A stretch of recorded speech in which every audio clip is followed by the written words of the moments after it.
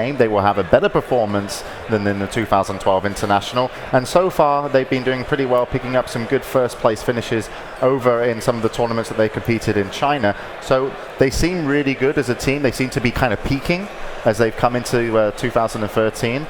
What do you make of the individual players, and what do we expect from them, Jacob and Ben? I think they've eliminated a lot of the mistakes and maybe gotten some more talent on their roster than they did last time around. Adding King J has really given them some experience and some stable play in their play, and also their drafts are really interesting. They pick a lot of these strength heroes that can fight a long time. They got Pandaren Brewmaster, they got the Clockwork Goblin they utilize a lot. They use the Doombringer, a very sturdy lineups that they like to pick with good shutdown and good initiate basically. And that's like you were saying, they did really good throughout 2013 so far, and that's one of the reasons I had them as my personal favorites going into the tournament. That they were looking shaky in the group stage. I mean, there can be several reasons behind that. I still think they might be a slight favorite to beat Fnatic, and I'd put my rares on them if I had to.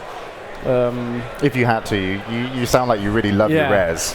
If someone held, I'm very clingy to my cosmetic items. Like I don't want to. My heroes are pretty pimp. I don't want to upset anything. What's your favorite cosmetic item? Oh, I mean, every time I play with Jacob, he's like, I'm trying to level up kills on my Bloodseeker items. Oh yeah, I got the sickest Bloodseeker in every the single business. time. My Bloodseeker is the best. I almost have 1,000 kills on it. So, but my favorite item is the Hood of the Hierophant for Omni Knight. It looks so sweet. He's like a monk and just comes out with his big hammer and smashes you on the head. I love that. Man, I always game away my Omni Knight items. Yeah, well, I never played the hero, but he looks sick. I think that Banana's one of the strongest supports on the scene. I think he's probably the second on the Fantasy League, only behind EGM of Team Alliance. So I also think that Sansheng has really stepped it up.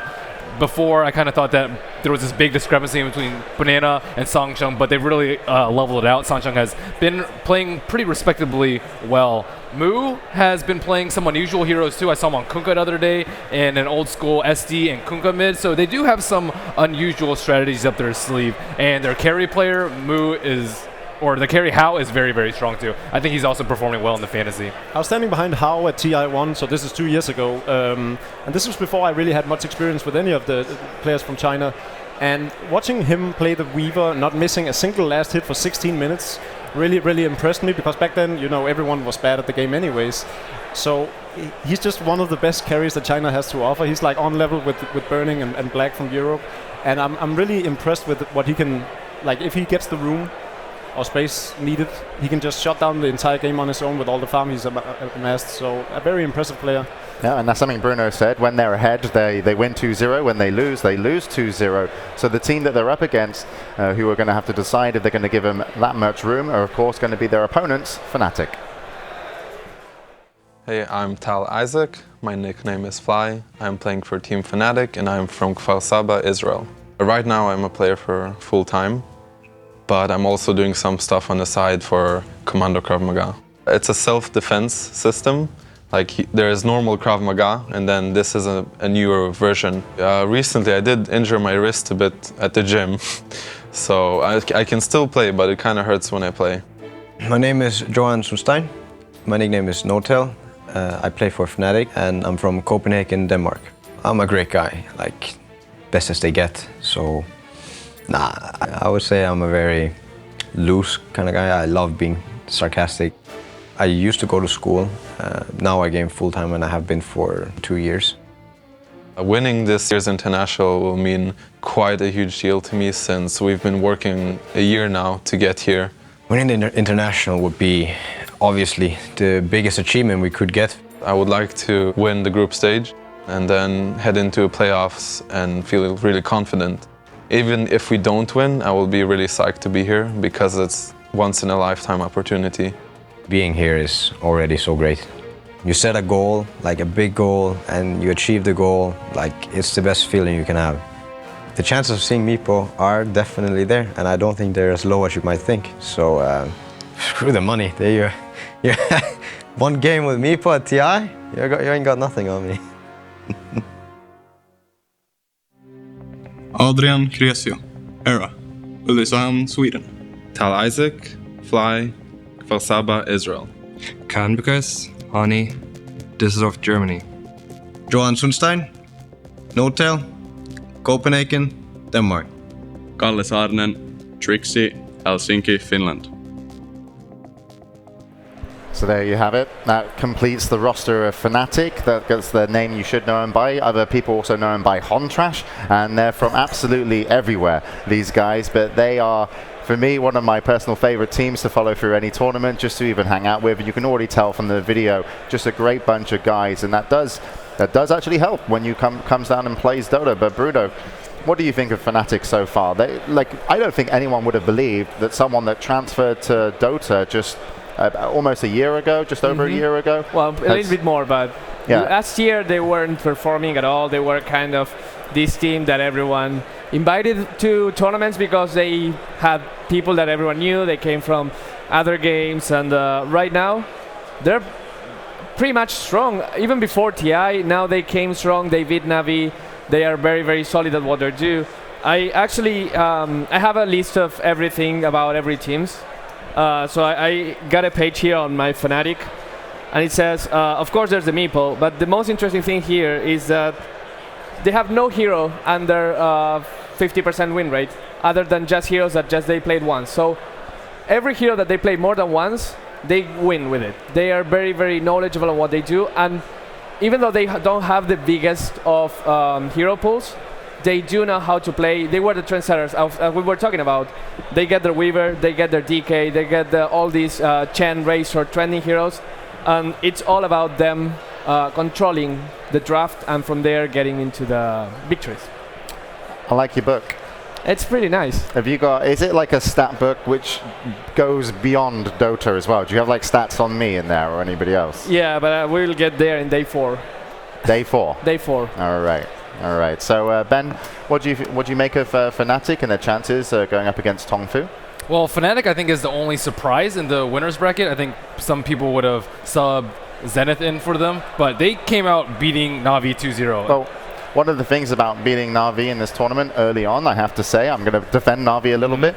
They didn't have the best time and luck in terms of travel and attending the event. So I think the first day with Navi, even though Fnatic did beat them, Navi probably weren't all there, but you can't take it away from Fnatic Puppy actually said to me, he said, even though we lost that and we had a bad time traveling, Fnatic played amazing.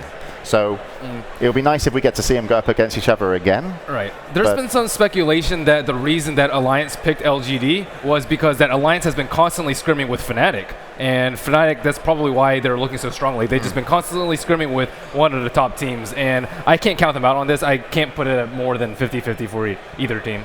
All right.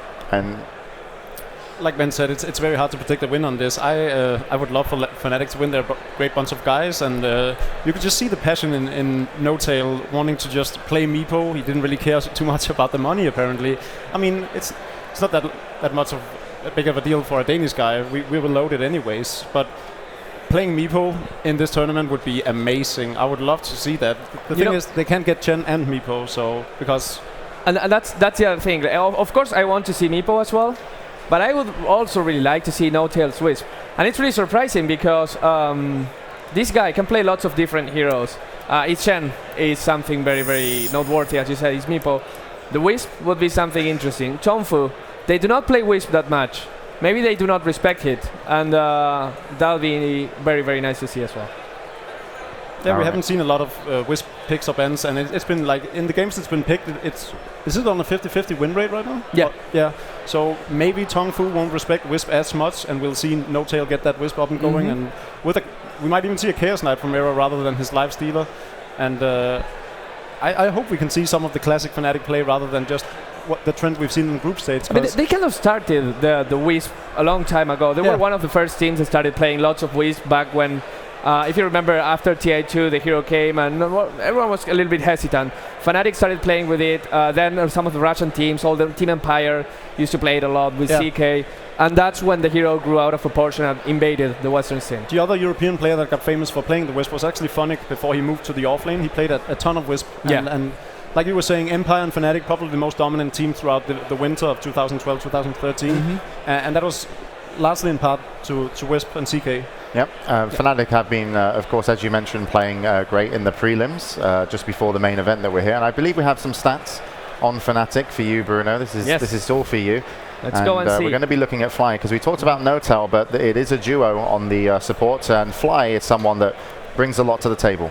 Yep, it's a very strong duo, and it's all about these heroes that allow him to be a big part of in the middle of the fight. Vengeful Spirit getting in between everyone, Enigma getting the good Blink initiation and getting the big black hole, Crystal Maiden, if she can survive, throw an ultimate. And then Visage, I think Visage is kind of cheating, because Visage has been doing so well all around the tournament. Just having that hero, the amount of nuke damage that he can deal at early levels 3 to 7, is amazing. And Fnatic is a team that knows how to exploit this very well. So Fly, one of the main pillars of this very strong team. Yeah, and what I enjoy with Fly as well, he can do so much with so little item-wise. I always see him really just being involved. A lot of times he does get picked off. He is the kind of guy in the team fights that you'll see like, okay, Fly's gone again.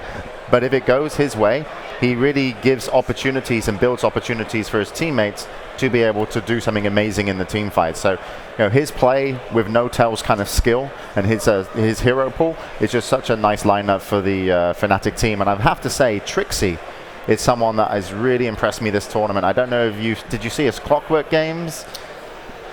I want to say yes, but no. So he was just, yeah, okay, that's fine. He was just hitting like blind hooks, and it was just absolutely amazing. And Clockwork is a hero that we've also mentioned TongFu can kind of be fond of. So who knows who's going to be able to pick up the Clockwork? I'd love to see it regardless. Like, both teams executed very well, apparently. I haven't seen much of Fnatic's Clockwork, but it's just a fun hero to see in-game, and it's going to leave a lot for the spectators to really appreciate, because the hero offers so much aggression for the team that has the hero. I think TongFu is going to value it a bit higher than Fnatic. Fnatic probably has other priorities. So what's your prediction for this matchup? Milk? Putting you on the spot? I'd say TongFu wins it 2-1. My heart prays that Fnatic does, just because I love every player on the team. But TongFu 2-1.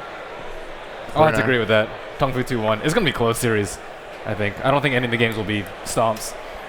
Bruno, what do you think? I actually was heading into this tournament, I was saying TongFu, but now I want to believe in Fnatic 2-1, if only because I'm looking at TongFu right now, and when we talked about how their strength heroes are key, this DK mid, Alchemist mid, they do like their farmers. They're not doing very well. They're 1-2 with DK and 1-3 with Alchemist when they're playing it mid. So their biggest strength is just not there. They're having to play different stuff like OD and things they're not used to. And just because they are forced to play out of their comfort zone, I think Fnatic has the edge this time. All right, yeah, I've got my prediction as well. I've actually been throwing out my predictions on Twitter, by the way. They're not working. You just call No. Like I've changed my strategy. So my prediction for this is Fnatic beat Na'Vi 2-1. I've just skipped this game, and I've gone way ahead. That's like the finals of the winner's bracket. Yeah, because if I don't, because the games I keep predicting, they don't go the way that my predictions are going. Okay. Right. So I'm just going to say that they win, but predict the next game. Oh, that's too next level for me, James. See how that's working? That's not how it works. So I predict they get through, and then put the prediction on the next game. It's going to work. And when they don't get through, the next prediction is also... Look, it makes a lot of sense. You just have to go to Twitter, everybody watching, and go to @follow2good. Wow, shameless plug. Yes. Apparently they're telling me to get off camera now. So we're sending it to the game. And it is, of course, going to be TongFu versus Fnatic. It's the other upper bracket match today. It's going to be a best of 3. And once again, best of luck to both the teams.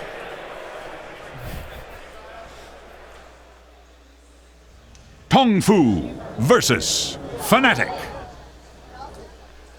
Greetings and salutations, Dota fans. Welcome into the International 2013.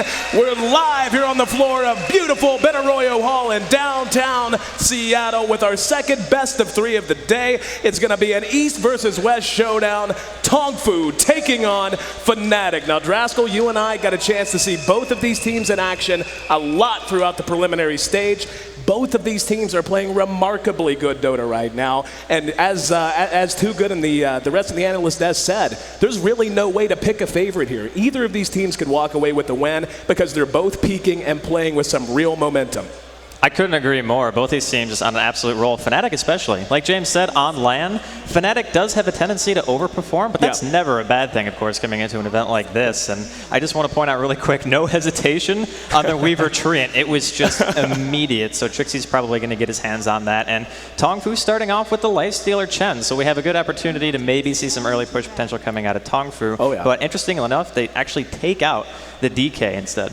Oh yeah, and you look at TongFu, their first 2 picks, the Lifestealer and the Chen. We've seen this run by a variety of teams, including Fnatic. This is a composition that Fnatic knows how to run and certainly is going to know how to deal with, at least in one way or another. Very aggressive lineup, very much a guns forward kind of a lineup. You want to get the Chen moving forward. Certainly you want to put the Lifestealer's mid-game efficiency and mid-game effectiveness to use as quickly as you can. But when you look at what Fnatic has with the Weaver and the Treant Protector, that's a very surgical sort of a combination. You let the Weaver just basically be a little guerrilla fighter, getting behind enemy lines, making things happen across the map. And that can really confound a Chen lineup in a lot of ways. If you're able to just slow down the push, slow down the team trying to get together and get moving towards a tower, and just take them out of that early game momentum or that early game kind of aggression, you can completely shut down a lineup, even one as effective as a Lifestealer Chen.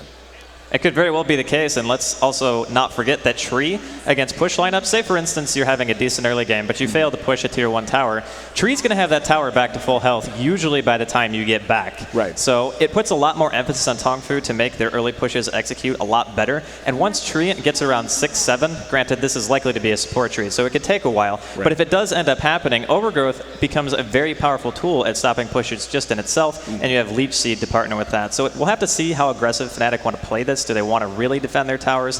TongFu picking the Lifestealer Chen so early, it does kind of give you a hint of what their game plan is going to be. Oh, absolutely. And you take a look at the bans that are coming out right now. TongFu with the Chen and the Lifestealer, getting rid of the DK and the Timbersaw. And we've actually seen Timbersaw just come to a whole new level of popularity over the preliminary stage. We didn't see that hero hardly at all, but people are beginning to realize just how good he is at a number of things. He can be aggressive, but he's also great at anti-push. Getting rid of that, getting rid of the DK, just a very strong mid-game fighter. It doesn't need a whole lot of items, just needs a few levels and can shut down pushes very efficiently. But Fnatic picking up the Nature's Prophet, so he's going to be a 2-tree kind of a lineup with the Treant Protector and the Nature's Prophet. But whenever you see that kind of global presence, already coming out with the global presence of Treant Protector's living armor, and of course how aggressive a Weaver can play once a tree is there to help him out.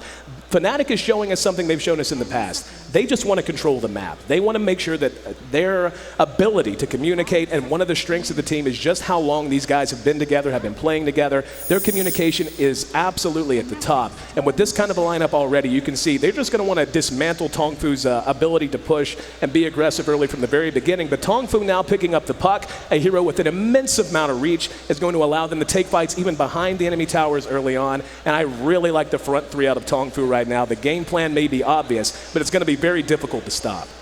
They needed the initiation for sure. Whenever you have Chen lineups, sometimes you run into that issue of we can kind of walk at you, but we can't really do anything else. Right. So you need another hero who can actually start the fight in a big way. And of course, Lifestealer inside of a puck is always extremely scary. Yep. You can go for the picks. It's very, very easy to get kills that way. Fnatic actually pick up a Crystal Maiden. So this is interesting for a lot of reasons, mainly because she's a really good laner, but she doesn't really bring you much else. It's either you do well on the laning phase or you kind of flop with the hero. So I think Fnatic might actually be thinking about going aggressive here. For instance, if they take the CM, the Treant, and the Weaver all to the aggressive tri-lane with the Nature's Prophet safe lane, TongFu is still going to feel hesitant about trying to run Chen ganks on that because, of course, it could potentially be a 4v3. So maybe Fnatic want to stop the push so early that TongFu aren't ever even going to have the chance to mount one in the first place. And a Weaver against a Lifestealer in lane, not really the best time for a Lifestealer. So if Fnatic do end up laning it that way, I think TongFu might be in a little bit of a pickle here. Yeah, when it comes down to Fnatic's lineup, you really get the impression that you really put it about as well as anyone could. They just don't want to allow TongFu to get that guns forward lineup with the guns forward. They don't want to allow them to watch against the tower and then have to worry about the puck's long-range initiation. Crystal Maiden, one of the best 1 through 5 heroes in the entire game. Treant Protector, of course, makes every lane winnable no matter what the situation happens to be. But it really is going to be Fnatic that's going to be under the gun to execute early on, because if TongFu can stabilize, if they can get a few core items up, get a Blink Dagger up on the puck, get Lifestealer and Armlet or something like that, depending on what he wants to build, and get Chen an early mechanism, it's going to be really difficult for this lineup of Fnatic to slow that down. As good as Crystal Maiden is, and as good as Weaver can be in certain situations, when you look at their lineup, this is not a fight you 5-on-5 head-up kind of a lineup. It just is not going to win against a Lifestealer that has an adequate amount of farm or a puck that lands a good coil. We are going to see TongFu go ahead and grab up with their 4th pick, that Rubik, and again, just an overall good hero. And look how many awesome spells there are for him to steal just between Shukuchi and Living Armor alone. Just stealing Living Armor is a nightmare. Huge. I mean, you turn somebody into a god, essentially. That's pretty much what happens. And the thing about Fnatic's lineup, too, is they don't have many heroes who do damage over time, per se. I mean, Leech Seed ticks a few times, and so does Frostbite, but that's it. You're not really going to have a way to eat through it that effectively. So if he can manage to get his hands on that, it's going to be great for the team. Right. But it's also a very defensive support in general, at least in the laning phase. Telekinesis is very strong, just because you can land like double, maybe even triple stuns. And if Fnatic are planning on running that aggressive tri-lane, then it would be really good to have a Rubik in the lane. So TongFu, obviously they did one more, so did Fnatic. For TongFu, they needed an offlaner, and I want to talk about the bounty ban really fast, because if you look at Fnatic's team, they didn't have anyone who could really deal with a bounty hunter during the mid game. Typically, big AoE teamfight lineups or heavy push is what hurts bounty the most. But Fnatic have none of that, so they basically are just saying, we know that there's a chance that if we're offlaning our tri-lane, that we want to make sure that our bounty hunter is not going to get anything, and during the mid game we don't get punished hard for our mistakes, because TongFu can't be really given anything extra here. Looking at Fnatic's lineup, we've seen them do some weird things in terms of that mid position. It seems like a mid is exactly what they're going to want and need at this point, but we have seen them do things like run the Nature's Prophet there, run the Weaver there. So this is a little bit more of an ambiguous lineup than when first meet the eye. But right now I feel like they need someone that gives them some punch. When you look, again, you really made the point, when you look at this team, this is a team who can fight all over the map, who's going to be able to exert a tremendous amount of map control. Any kind of drifting, any kind of roaming ganking style is going to be very effective, but they just are going to struggle so much against TongFu if they're able to force an issue on their side of the river. So waiting to see what they're going to grab up here. Of all the mids available, well, they're going to go ahead and grab a Viper. Now, seeing that Viper pick is actually interesting, Draskell. At DreamHack Summer, I was talking to Era before his matches there, and I asked Fnatic, looking ahead to the International through DreamHack and DreamHack Valencia, so on and so forth, what hero he thought was the strongest, that was getting the least amount of attention, and he identified Viper. So this is a hero that they're not just picking to throw a curveball. This is something they have practiced and something that they have planned to pull out for quite some time. I like the Viper pick for a lot of reasons, too. First and foremost, against a Lifestealer, if you're a tree, if you look at Fnatic's lineup right now, they actually don't have a lot of ways to hold him down through Rage. Nature's Prophet can sprout, of course, but I'm sure the Lifestealer at some point might just buy a Quelling Blade to be able to cut through it. So what is going to end up happening is Treant is going to use his ultimate, the Lifestealer is going to Rage, and then he's going to get Viper ulted, and then he's going to not really be able to do much of anything. So it gives you two methods of stopping him through that Rage that makes it so Fnatic have a lot of leniency when they're in those team fights. So I really do like Fnatic's lineup. I'm not actually sure if the Viper is going to be the one buying the mech or it's going to be the Prophet here. I would kind of lean towards the Viper, just because he's going to be getting the free farm, of course. Or, well, not necessarily free farm, but we'll see how Fnatic end up landing it. And TongFu ends things up with a Gyro, so more AoE teamfight coming out from TongFu. Pretty standard draft, actually, from them. It's a little bit heavier on the push side because of the Chen, but for the most part, it's just really early game aggression. Seeing them pick up that gyrocopter, I absolutely love, because they had the range and, again, the initiation of a puck. And we talk so often about how important that is. Having heroes that can make the enemy feel uncomfortable behind their own towers whenever you do run any sort of a push lineup. What they were lacking a little bit was direct AoE damage, and they got a ton of it in that gyrocopter pickup. An absolute magic damage monster in the early game. 690 unmitigated magic damage coming off a Rocket Barrage if you can isolate it onto a single target. And the call down, really what I love there, being able to chain together a nice coil, a waning rift, so on and so forth, with the call down. That gives them the ability to not just focus fire one target, but to be able to take out Fnatic if they group up and make any kind of a mistake in positioning. Looks like we are going to have both teams moving out towards the Dire side jungle, so we'll keep an eye on this. But you know, looking forward to this match. And again, it comes down to, you know, we had talked about these teams, you and I personally. Hold on, actually. King J is going to go ahead and poke his nose out. He's going to see a Treant or two. We'll see if Fnatic's interested in fighting. Doesn't look like they are, as they're pulling Fly and Hani back already. So it is going to be Era, and for the moment, at least No Tail hanging back here. And we see Trixie actually making his way back to the well. So a little bit of longing glares, some curse words and such thrown at each other, but it looks like that's about as violent as it's going to get. Can't quite get in range of open wounds, and preemptively already seeing the living armor. So a little bit of the barnyard dance here, just pawing at the ground and snorting at each other. Looks like they will go ahead and pull back. But what I was going to say about these teams is, we've seen Fnatic peak so much and get so good so quick since their latest boot camp. And then TongFu, talking to a lot of folks in the know about the Chinese scene, they will tell you TongFu is one of the best teams, but yet one of the most underrated at the same time.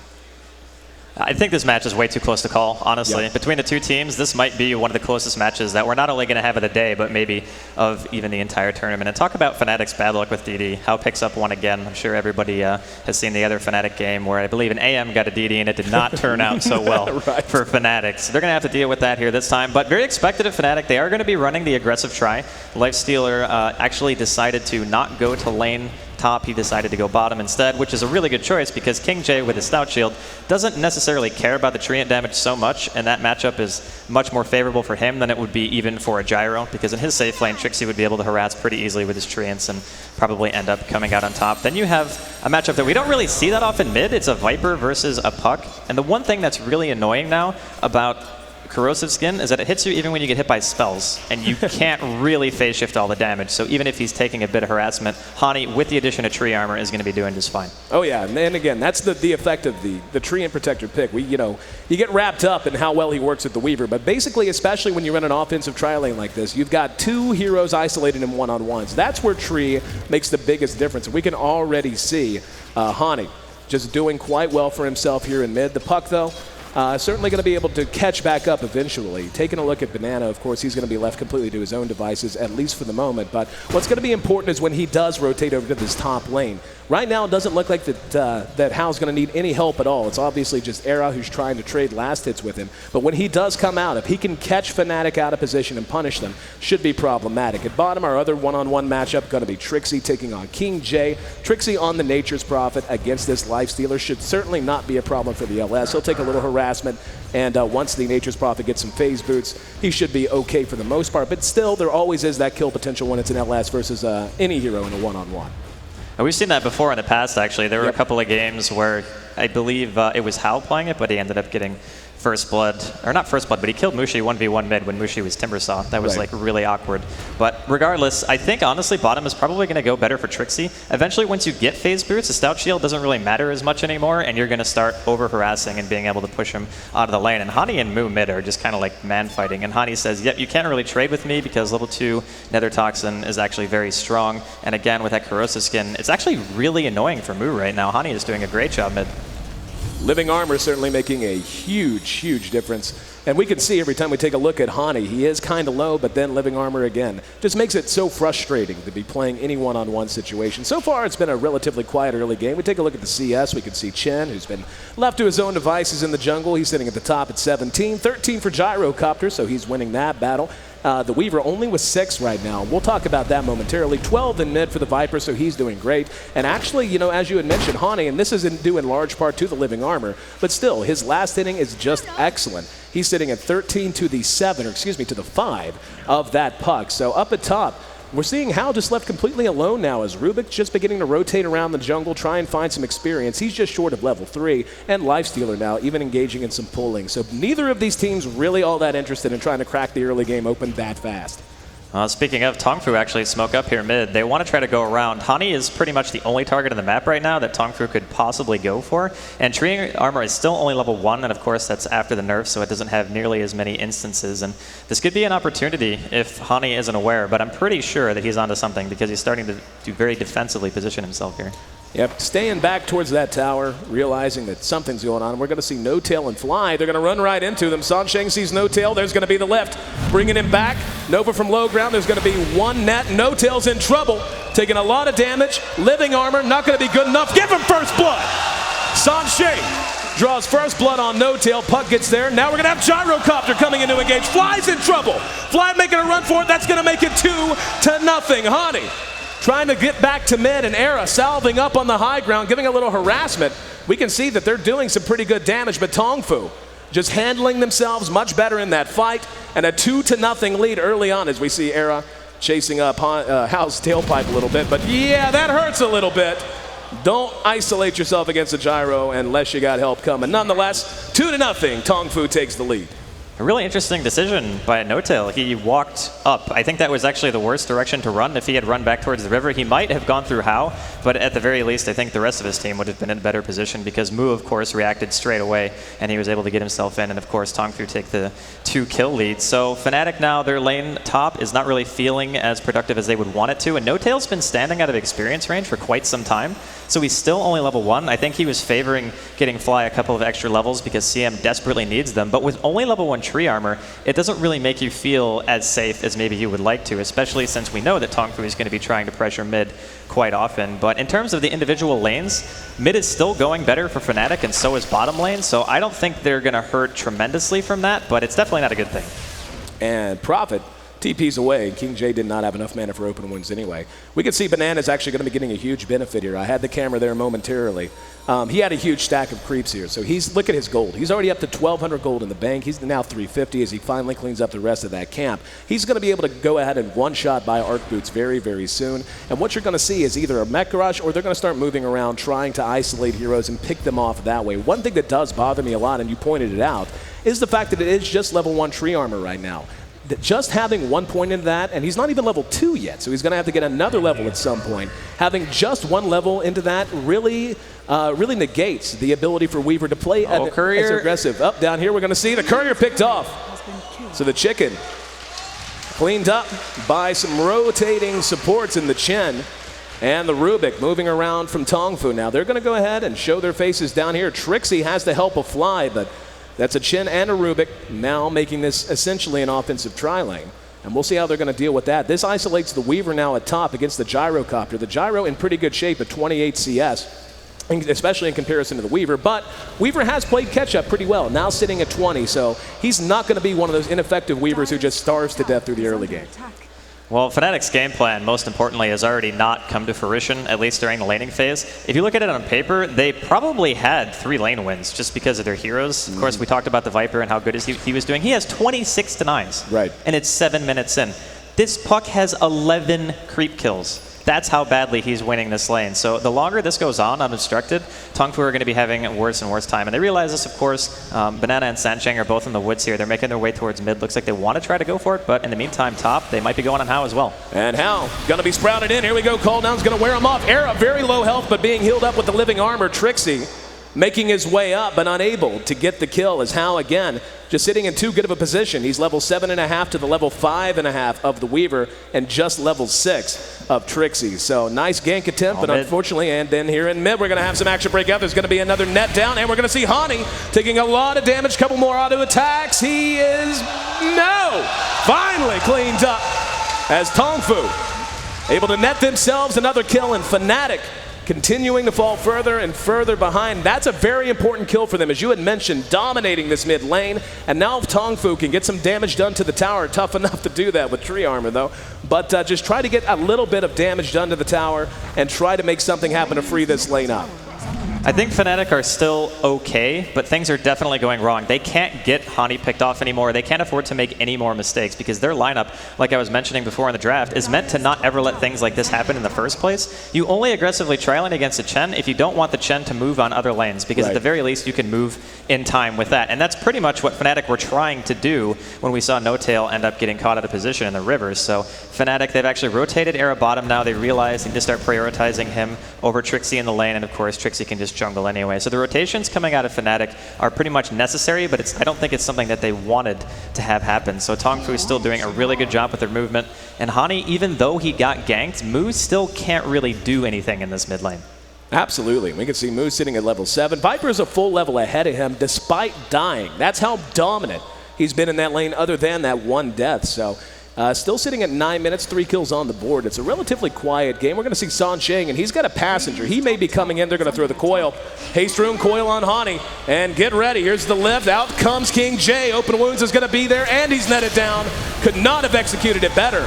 And TongFu, even blowing the hand of God, looks like they want to push this lane and force some sort of a reaction out of Fnatic. But as of right now, as we approach 10 minutes in, they've got 4 kills to 0. We take a look at the goal graph. They're already putting together a relatively impressive early game lead in both experience and gold. This really hurts Fnatic because if they lose this mid tower, it becomes very difficult for Tree to really feel as useful. Like, you want Tree to be able to keep your tier 1s alive for as long as possible. That is the biggest goal, because you lose control of the map so much more, especially when your mid tower dies. But it doesn't look like TongFu is willing to fully commit to this. And like I was mentioning before, if you don't fully commit to a tower against a Tree, that tower could be at full health by the time you get to see it again. Yep. So that's one of the nice things that Fnatic's lineup has to fall back on. The downside is that Treant is just now hit level 4, and the Crystal Maiden is only level 4 too, whereas Rubik is nearing level 6, and Chen's almost 8. So the supports on TongFu definitely getting the better this early game, and at some point, something's got to give. Fnatic, I really did like their draft and the way they laned it, but they are giving away so much in terms of kills and letting TongFu pretty much do whatever they want right now. What really worries me for Fnatic is we talked about it during the draft. They picked a team that wants to be surgical. They want to get out and make things happen in smaller skirmishes. This is not the strongest 5-on-5 teamfight hero or composition you've ever seen, especially when you compare it to TongFu, that has 2 monsters of 5-on-5 in Puck and Gyro. Then you have the longevity that a Chin's going to give you. This is the worst situation they could be in, where TongFu is able to just get guns forward and push across the river. Now, this tower has been healed up a bit, but not nearly that much. And now when Fnatic having to face this out, I don't even know how they can begin to engage. And maybe if they had a Tree who could walk in an overgrowth, but even then, it doesn't matter. The TongFu is just in too good of a position right now. Well, it wasn't supposed to get to this point, because if you look at Fnatic's team, outside of the Nature's Prophet ulti and I guess CM Nova, they have no real form of D-push. I guess you can Shikuchi spam as well, but it's not necessarily that mana efficient, at least for Era to be using his mana that way. But they were supposed to, again, just win the lanes really hard and all mat top. Got really greedy. He's going to get away, though, because No-Tail, not being level 6, they had no way to slow him down or to knock him out of the TP. So manages to survive. Mu moving back out a little bit. We can see he's still sitting down near the bottom of the CS at just 27. He is making good progress towards his Blink Dagger, though. Only needs about another 600 gold, give or take. Meanwhile, the Prophet making progress towards his Might. It's been relatively quiet. We've seen him bounce around from time to time, but his movement is going to be especially important once Fnatic begins to stabilize, if they can stabilize. As of right now, I mean, it's not completely out of control by any stretch of the imagination, but whenever you see a graph that is just not just dipping down because you lose a fight, but on a slow downhill slope, this means something's got to change. You have to change your game plan, otherwise you're going to wake up 10,000 gold behind with no way to play your way back in. Oh, Trixie, Sansheng, Wishikuchi, and a bug inside of him. Well, and Life Stealer. Trixie in trouble. Going to be telekinesis back, and finally, he's brought down 5-0. TongFu. Basically, TongFu's executing the game plan that Fnatic drafted to execute. They're just moving and picking single heroes off from time to time, and it's built them a hell of a lead. And really, when you look at this, I mean, look at the Weaver. Weaver has Treads and his Aquila. That's about it. I mean, the DD's certainly going to help. But the rest of the heroes, even the Viper, who was so dominant in mid, is now beginning to fall off in terms of pure last hits. He's down near the middle of the pack. And this Chen, played by Banana, he's not far from that mech at all. What in the world is Fnatic going to do if he's able to get a mech up by 15 minutes? There's going to be too much of a difference in gold, and Top How might have overstayed his welcome here a bit, but can look at that damage. Yep, there's the overgrowth. Finally, Fnatic makes their way onto the board. In the meantime, in mid, look at that tower, by the way. Hang on, there's going to be a coil thrown onto... Okay, that used to be a Crystal Maiden. Not sure. She just completely evaporated. But 6-1, TongFu gets a return kill for the cost of their carry, who died at top. But Life Stealer managing to he killed a tower. I'm trying to find where, but yeah. Bottom tier 1. They were split pushing. Him and Sansheng were down there the whole time. And even though Hao basically went in and died behind the tier 1, it doesn't matter if they're counter pressuring 2 towers. Honestly, trading his life for that safe lane tower is probably worth it for them at this point, just because they know that they got so far ahead in the laning phase comparative to what they were actually supposed to get. Right. And the Life Stealer having the armlet, the Chen having the mech, this is becoming a nightmare very quickly for Fnatic because their team is not built to push or counter push against this kind of a lineup that reaches its maximum potential this quickly. So Fnatic's game plan kind of falling apart here. Not that they're totally out of it just yet, but they definitely have an uphill battle ahead of them. Well, what's going to be hard is, at this pace, TongFu can completely set the pace of the game. They could set the tone of the game. When Fnatic's lineup was really predicated on the idea that they would do that. They would be the ones who determined where the little skirmish fights took place. But it's like we talked about during the draft, verbatim. We said if they get a set of core items up, they're just going to be able to just face forward and walk down a lane, and Fnatic's going to have a hard time stopping them. And that's assuming even farm, and it's certainly anything but. As we can see, that gold lead is ballooning to 7,500 now, and the experience, although that is they've stopped the bleeding, it's still 5,000. And against the lineup with the Chen and a support Rubik, you would think that they would be able to kind of keep pace. But for now, TongFu looking to hook up with Hao. They're going to hang back and hope that Fnatic reacts to Hao and tries to slow this down en masse. And this is exactly what they want. They're moving their entire team up to this lane and just waiting for Fnatic to show their face, because this is a situation in which they can thrive. And it looks like Fnatic is not at all taking the bait. They're just willing to sack this. They don't really have a choice anymore. I think they saw that Banana finished the mech and they were like, nope, we can't really do anything about this, try to counter push. What Fnatic may do, and might actually only be their only game plan, is to fall back into split push mode because they have a Nature's Prophet and a very mobile hero and a Weaver and Tree Armor to save from counter ganks. The problem is, I'm not sure if Tree Armor is actually going to save them anymore because Mu has a Blink and the Lifestealer has Armlet, so if those two initiate on you, it might be a bit too much damage before you could actually TP away. So TongFu definitely looking really, really good here in game one. Fnatic, if they didn't have a Crystal Maiden support, I would honestly say that it wasn't so bad, but Crystal Maiden he doesn't do really anything at this point. He can cast Crystal Nova, which is a decent deep push, and his mana pool is never really going to suffer because Arcane Aura doubles the effect on himself. But what is the CM going to do against this kind of a push? I want to point out this tower at one point was within about 10% of its health and all the way back to full. Again, just the effect of a Treant Protector. But yeah, I mean, whenever you draft a Crystal Maiden, the idea usually behind a CM is to win your lanes 1 through 5, because that's when she's excellent. She begins to taper off very, very quickly. And, by now, usually she's still useful, but they've just fallen so far behind that, hell, even at this point, the Weaver's beginning to feel pretty useless. I mean, you're just not seeing the damage output they're going to need to deal with what TongFu can bring to bear in the Lifestealer and everything else. We are going to see a kill take place as Mu and King J manage to find themselves a free one down at bottom, watching mid. TongFu did take the tier 1. Looks like they're in no rush, though. Going to go ahead and pull back. 7-1, though, remains their advantage. And yeah, we're getting very near 5 digits. The thing that's really scary about TongFu is that they just now have decided to do Roshan for the first time. They probably could have done it earlier, but there's no real point in doing it earlier, because the later you take the Roshan, if you know your opponents can't get it at all, which fighting in the pit against Hao with his call down and of course the Chen, the Puck, it's really dangerous for Fnatic to take that fight anyway. If you take it later, there's a good chance that if you do win the team fight after the fact, the later the game goes, the more the team fights matter, of course. So if you can take it a little bit later, it's definitely to your benefit. And they know the tier 1 on every actual tier 1 is dead on the side of Fnatic. So free Roshan for TongFu. Fnatic not quite in a position to counter push just yet. They're going to get there just in time to realize that, oh yeah, they killed that, and if they TP, we're probably going to have to back.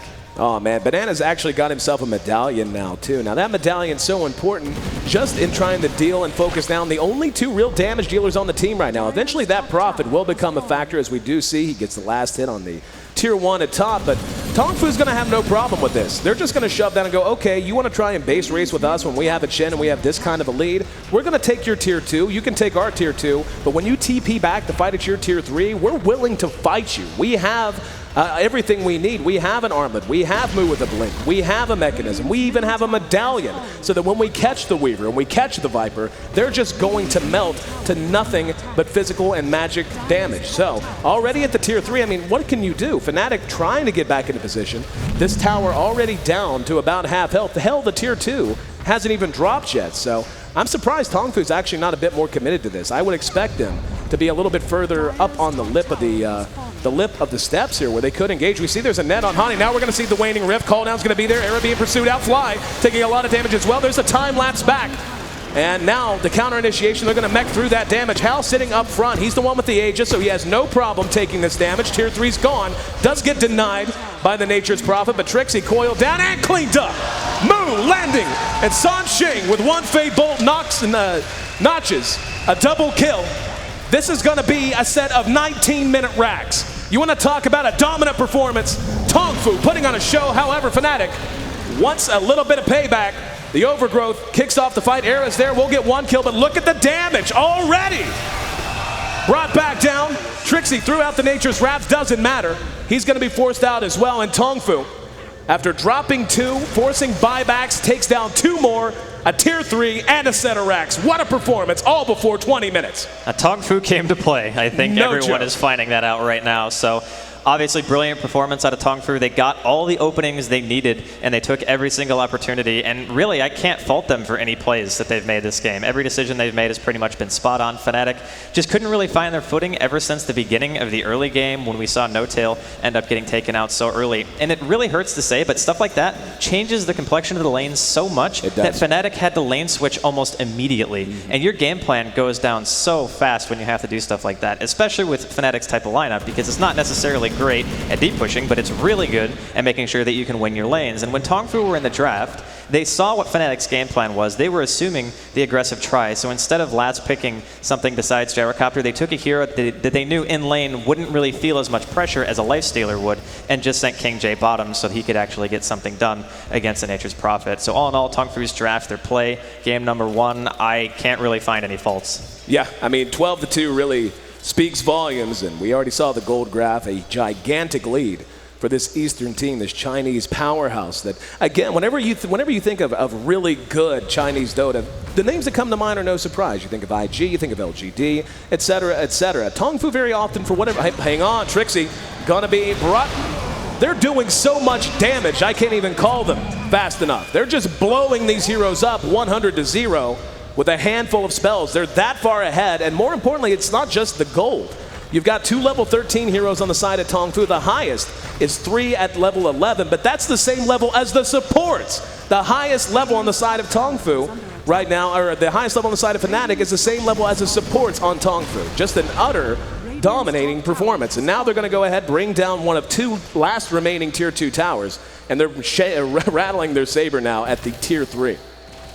Well, as good as this game has gone for TongFu, it just as easily could have gone that way for Fnatic had they not given away the free kills and such in the early game, because TongFu's lineup, it can fall back on the fact that they have a Gyrocopter and a Lifestealer, but if Fnatic get any momentum with the kind of heroes that they had, it's really hard to come back. And oh, Hani. Hani gonna be telekinesis back. There's a coil, only catches 1. Hani actually made it away because of the Ghost Scepter, but trying to dodge out the orb. King J gonna track him down almost certainly. 1 swipe and he's gone. That's a killing spree. Chen Hill, Hand of God, guarantees that TongFu not gonna be scared at all. Crystal Maiden just kind of flips the bird, giving the ulti just as San Xing pulls back. But I mean, Fnatic at this point just really have no hope of defending these towers. You hate to make it sound so hopeless, but yeah, there you go. Hani gonna be telekinesis back and brought down, and that's a GG. So you're talking a 22-minute route, Draskell. And coming into this match, again, Fnatic has been playing some phenomenal Dota, make no mistake. But TongFu, a team many consider to be the dark horse of the entire tournament, just showed why they deserve so much respect.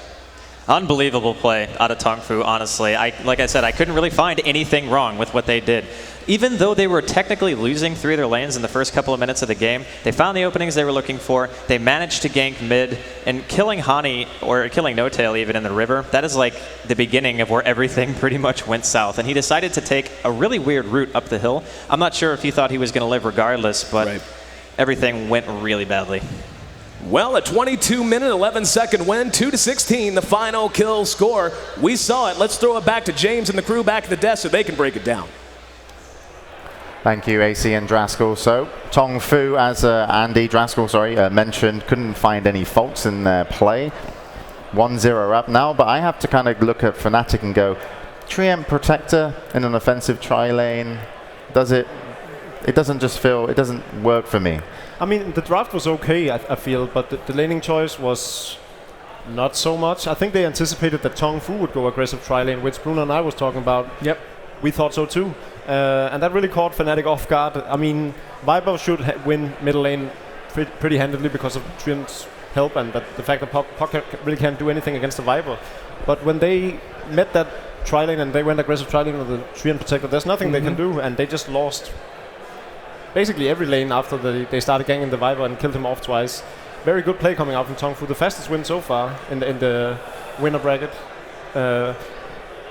Another funny thing, they copied Navi's lineup almost to the 4 out of 5 heroes, the same way Navi did in their 2 wins. So I think we got some very good picks in those lineups with the Chen and the Rubik.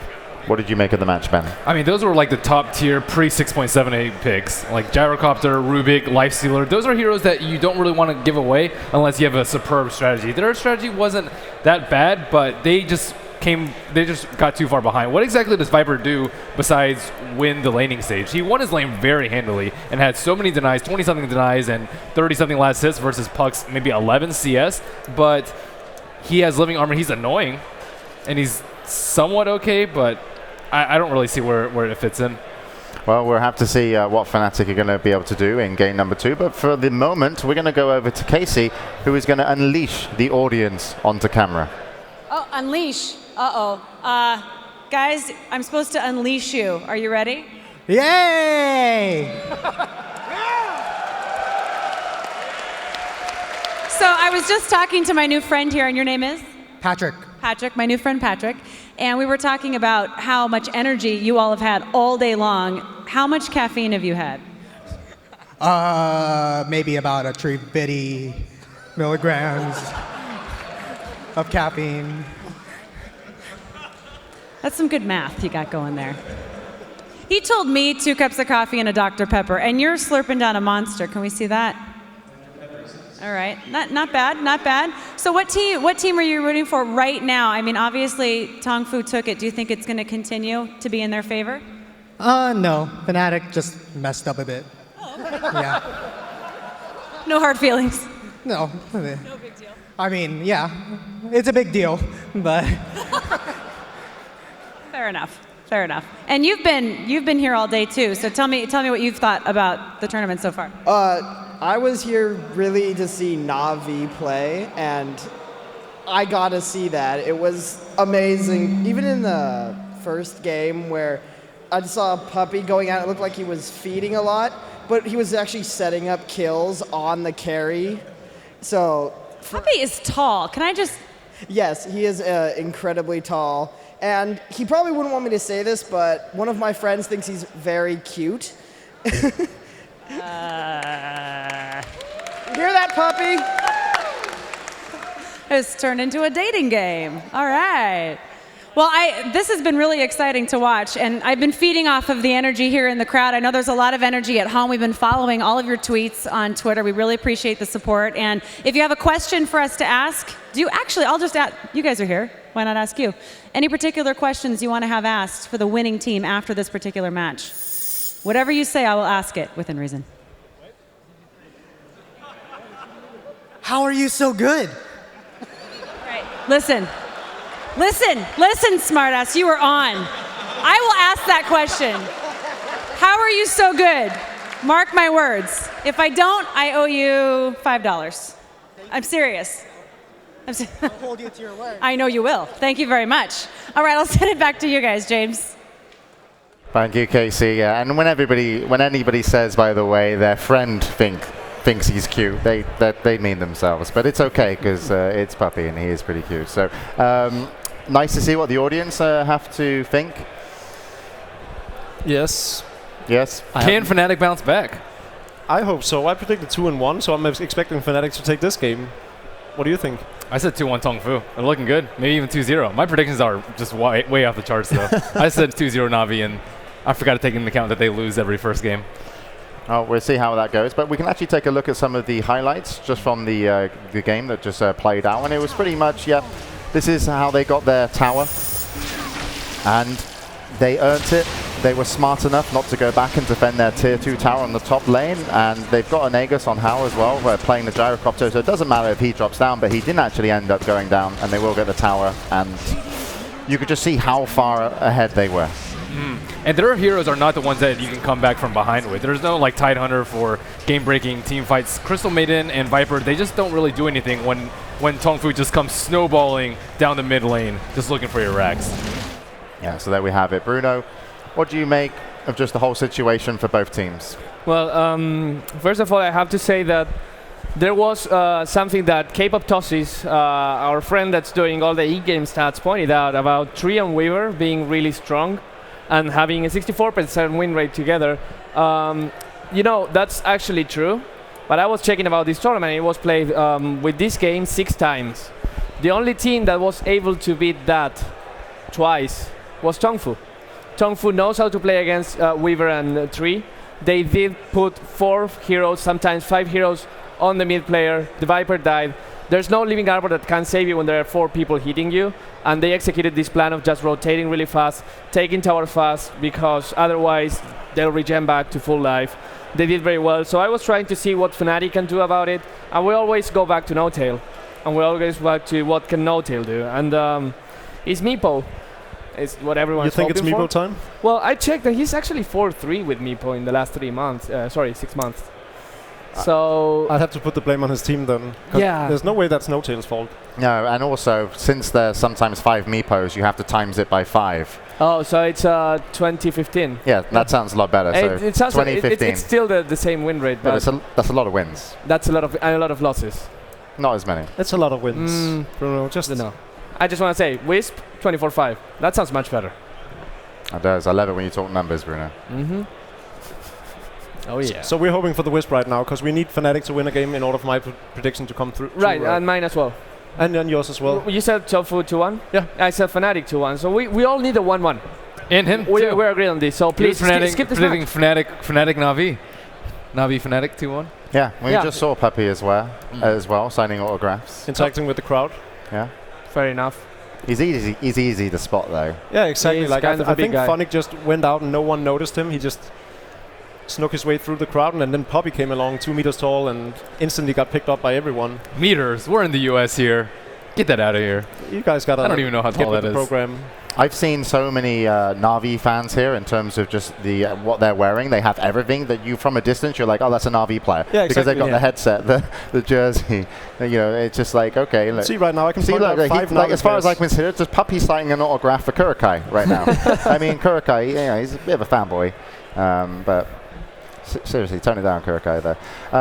Yeah, but they are a big fan favourites. But that's the great thing about the international as well. You will be able to win over a lot of fans if you're able to perform. And Fnatic can still do so, but I'm very impressed with TongFu in that game. That was a very convincing, and as you mentioned, Malk, it's the fastest win so far. In the playoffs or in the main event. At Battle Royale. Mm-hmm. All right, well, it looks like we're actually ready, and the game has just popped up. If you're, you guys will know.